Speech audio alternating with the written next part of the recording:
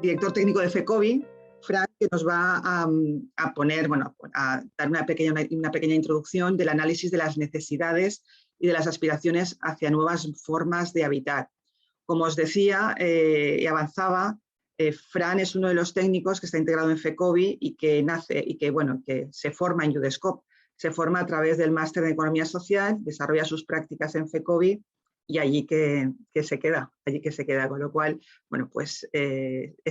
forma parte de UDESCOP desde siempre, es una buena adquisición, es una buena colaboración y esperemos que, bueno, pues sigamos trabajando cada vez más y más estrechamente. Así sin más, Fran, cuando quieras, tienes la palabra. Vale, muchas gracias María José por tus palabras, como siempre. Sí, ya me hubiera, ya como falta un par de minutos, bueno, en cualquier caso voy haciendo la introducción. En ese sentido, ya me hubiera gustado nacer dentro de UDESCOP, pero bueno, como sabéis,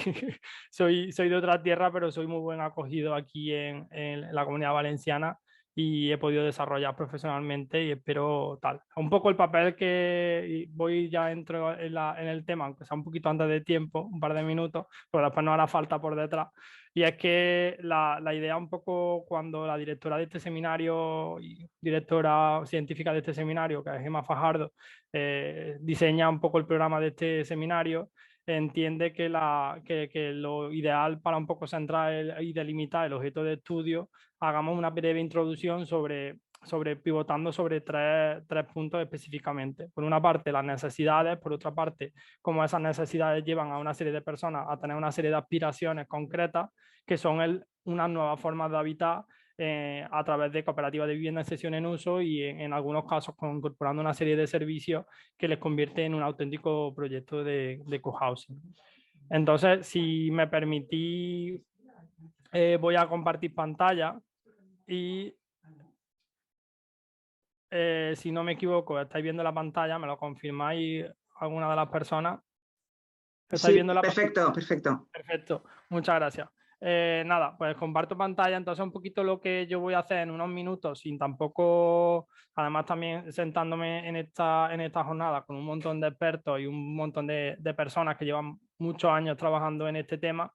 humildemente presentar un poquito lo que acabo de decir, ¿no? Esas necesidades y aspiraciones, una aproximación hacia por qué se están surgiendo estas nuevas formas de habitar, que bien se llevan desarrollando desde hace mucho tiempo en Europa e incluso en el resto del mundo, pero si bien desde finales de los 80 ya hay una mente prodigiosa y una serie de personas y unas mentes prodigiosas que hoy nos acompañarán, que vienen desde Málaga, desde mi tierra, y donde ya pusieron en marcha un primer cohousing. Sin más dilación, un poquito analizando un poco lo que venimos hoy a presentar, un poco lo que decía, voy a pivotar sobre esas necesidades para un poco ver cómo esas comunidades que tienen comunidades de personas mayores o bien de personas jóvenes, tienen una serie de necesidades y aspiraciones y que las articulan a través del cooperativismo para poner en marcha un conjunto de viviendas copromocionadas y muy orientada a la transformación social y a la no especulación. En ese sentido, para empezar, hay que tener en cuenta que desde que en los últimos años hay una serie de retos y desafíos de la sociedad española que han afectado o que un poco nos afectan y tienen repercusión sobre lo que está aconteciendo en torno a la vivienda. Es algo principal un poco la dificultad en el acceso a la vivienda, con una serie de circunstancias que analizaremos, pero que básicamente hacen que haya después de la resaca sistémica que llamo yo, de la crisis inmobiliaria y la crisis sistémica de 2008, se acusa la dificultad al acceso a la vivienda por la restricción al crédito y también por la falta de capacidad de ahorro, sobre todo en una población más joven. Por tanto, aboca a la población a esa fórmula más flexible o que necesitan menos capacidad de ahorro, como es el alquiler, lo que ha llevado a un mercado de alquiler tensionado con un precio al alza, ¿no? Al mismo tiempo, eso hago sobre la población más joven, pero al mismo tiempo tenemos una población cada vez más envejecida sobre todo también donde una generación donde hubo un crecimiento demográfico muy importante, es la generación del boom, ¿no? La generación baby boomer, que son aquellas personas que nacieron en los años 60, 70 y que ahora empiezan a acercarse a la edad de jubilación y que van a engrosar de manera considerable lo que esas personas en edad de jubilación, que cada vez tienen mejores condiciones. Y de fondo de todo esto también hay una paradoja, ¿no? Me gusta un poco poner en contraposición dos fenómenos que ocurren en nuestra sociedad, que en una sociedad cada vez más capitalista o influenciada más por los valores del capitalismo, se resurge el auge del individualismo y un poco eso, el individualismo en sí mismo de las personas, de los ciudadanos, pero al mismo tiempo el impacto de la tecnología y del Internet, de las redes sociales, han hecho que nos podamos acercar, aunque sea de forma virtual, en torno a una serie de comunidades de personas afines que incluso somos capaces estamos dispuestos a compartir bienes y servicios en sistemas como de coches compartidos, casas compartidas o incluso en la propia vivienda, ¿no? Ha facilitado mucho poder compartir vivienda en alquiler, ¿no? Sin más dilación, esa es un poco la introducción. Yo aquí en la siguiente pantalla un poco lo que intento es sistematizar un poquito o intentar delimitar un poquito la necesidad del acceso a la vivienda de las personas jóvenes, como en términos muy generales, simplemente siendo una aproximación, como la precarización laboral y un poco nos ha llevado a que haya una población joven que quiera acceder a su primera vivienda, pero que tiene una serie de ingresos estables, pero que son bajos y por las circunstancias y un poco como estamos consumiendo y demás, la capacidad de ahorro es muy limitada, lo que nos lleva también a una orientación de acceder a una vivienda que no requiere de mucha inversión inicial, lo que ha llevado a su vez a un mercado del alquiler tensionado que cada vez sube más por el aumento de la demanda y no tanto por el aumento de la oferta, ¿no? Por tanto, si frente a ello otra fórmula es la vivienda en propiedad, que debido a la restricción al crédito es muy difícil acceder a ella, que incluso en algunas ocasiones, si se tuviera esa capacidad de ahorro, si tuvieran esa inversión inicial para poder acceder a ella, está siendo más barato poder tener una hipoteca sobre una casa en propiedad que una vivienda en alquiler, ¿no? Al mismo tiempo, un fenómeno que también comentará quizá alguno de los expertos después en las próximas mesas, y es que también se está sufriendo una migración hacia la periferia, ¿no? Hacia el exterior de las ciudades, buscando esas viviendas mucho más asequibles, si bien lo que nos deja o deja un poco ahí la reflexión sobre que nos deja a personas que cada vez estamos viviendo más lejos del centro de la ciudad y de los centros de trabajo, por lo que aumenta también esa movilidad que al final pues congestiona las ciudades, incluso en los centros se convierten un poco en esa gentrificación o se están dando procesos de gentrificación. Por otra parte, en el otro lado de la estructura poblacional, las personas más mayores, es lo que decía, ¿no? Hay un cambio de perspectiva en la vejez porque las personas cada vez más envejecidas hay un grupo poblacional cada vez más envejecido que va creciendo, pero al mismo tiempo esas personas tienen mejores condiciones físicas y psíquicas. Lo que tienen mucha más autonomía, tienen mucha actividad y desarrollan ese envejecimiento activo, ¿no? Como una tercera y una cuarta edad, en la que su tercera edad es una nueva juventud en la que están en plenas capacidades para poder desarrollar su vida ahora ya para el ocio lúdico y para el crecimiento personal. Y frente a ello, los sitios, o sea, la vivienda que se encuentra puede ser una vivienda infrautilizada porque son viviendas donde tuvieron el nido familiar. Al mismo tiempo, en algunas ocasiones están inadaptadas porque son de otra época y al mismo tiempo no están adaptadas a sus necesidades y a los recursos institucionales para el envejecimiento, a tradicionales residencias y demás, o bien son muy caras o son bien poco asequibles o bien están orientadas hacia la dependencia. Por lo que este grupo no dependiente con mayor actividad, más autonomía, también no encuentra su hueco, no tiene el espacio de una institución que le pueda articular ese envejecimiento activo.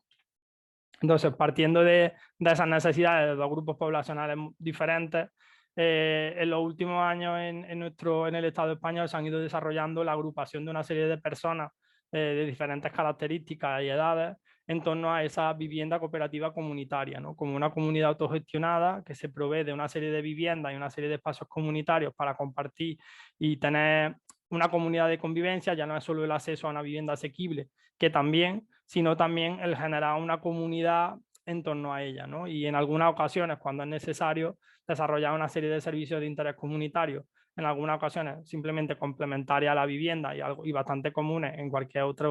promoción de vivienda al uso, y en otras ocasiones integrando servicios que faltan en el área donde se ubican, y ya por lo que los servicios tienen un papel más importante en estos proyectos, que son los que se considerarían, en mi opinión, más cohousing, ¿no? Ese modelo de cohousing. Estos grupos que se han ido desarrollando, sobre todo en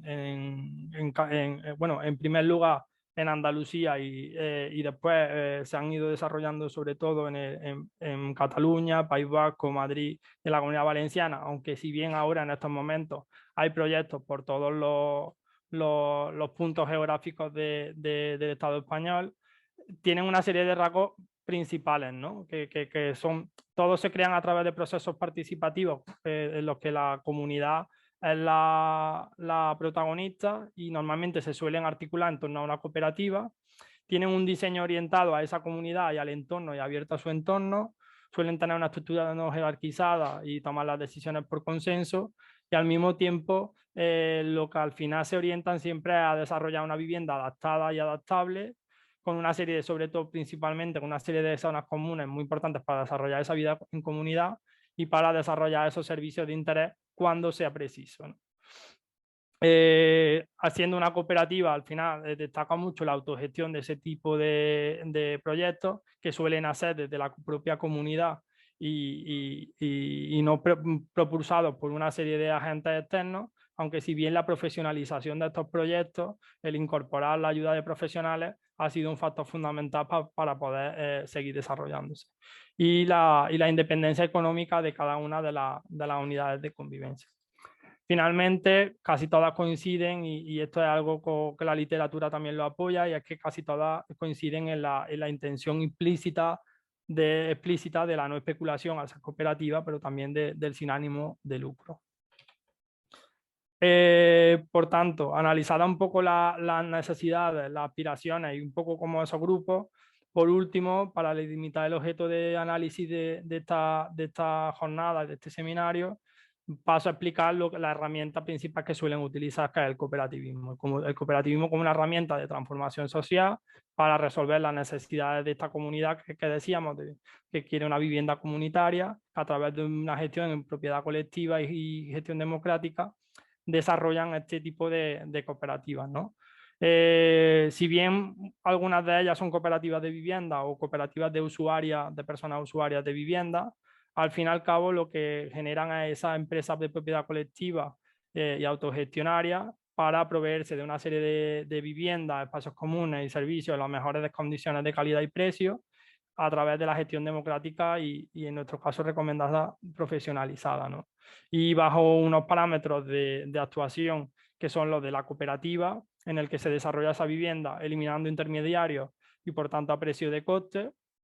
con una rentabilidad limitada, puesto que la vivienda que se promociona o la vivienda que se rehabilita va dirigida a sus socios a precio de coste y está limitado a esa actividad con terceros. Por tanto, la rentabilidad, si es que la hay, es muy limitada, y con un control sobre el precio de la vivienda por parte de la cooperativa, ya que puede ejercer un derecho de tanto y retracto para que la cooperativa siempre tenga vinculación con esa vivienda. Por lo tanto, vuelca al mercado de la vivienda unas viviendas que siempre mantienen su valor. No obstante, la cooperativa de vivienda en general puede desarrollarse en dos modelos principalmente. Si bien la cooperativa nace para procurar vivienda y espacios comunes y servicios a sus socios y socias, se ha ido desarrollando, se ha ido orientando a la necesidad principal que sus personas socias necesitan, ¿no? Por tanto, se ha desarrollado tradicionalmente el acceso diferido a la propiedad en cooperativas de vivienda en régimen de propiedad, y estos grupos que comentábamos anteriormente se han ido orientando a cooperativas de vivienda en régimen de cesión en uso o de derecho de uso, ¿no? Y esto es lo que un poco termino por delimitar y presento a continuación, la diferencia entre un modelo u otro, pero basado principalmente en la necesidad de sus socios, ¿no? Mientras que la cooperativa de vivienda clásica se orienta a la autopromoción y a la construcción, en el que la cooperativa construye la edificación o rehabilita la edificación en cuestión, o incluso alquila un edificio de un tercero para ponerlo a disposición de sus socios.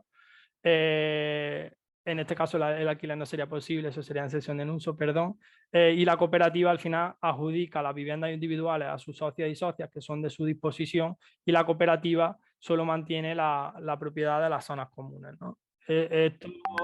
por tanto, son una serie de cooperativas que nacen sin vocación de permanencia, sino que su objeto social está limitado a un poco a poder proporcionar vivienda en propiedad a sus socios y socias, siempre dentro de estas características de precio de coste y no especulación.